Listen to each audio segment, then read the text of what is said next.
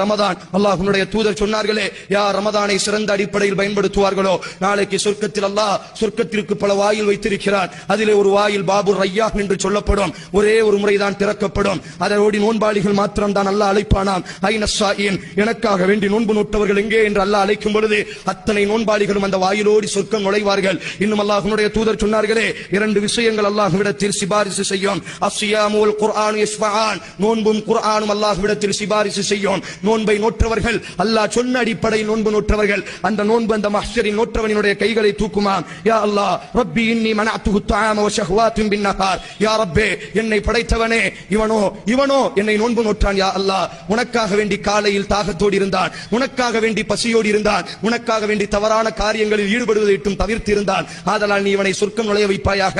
குர்ஆன் இடது கையை பிடித்து சொல்லுமாம், அல்லாஹுவே மனஅத்துஹு நௌம், உனக்காக வேண்டி என்னை ஓதியதற்காக வேண்டி இழந்தான். யா அல்லாஹ், என்னை ஓதியதற்காக வேண்டி மக்கள் எல்லாம் தூங்கும் பொழுது கால் கெடுக்க இரவிலே நின்று என்னை ஓதினான். யா அல்லாஹ், ஆதலால் இவனை நீ சொர்க்கம் நுழைய வைப்பாயாக என்று குர்ஆனும் நோன்பும் சிபாரிசு செய்து அவனை சொர்க்கம் அழைத்து செல்லும் என்று, ரய்யான் என்ற வாசலோடி அழைத்து செல்லும் என்று ரசூலுல்லாஹ் சொன்னார்களே.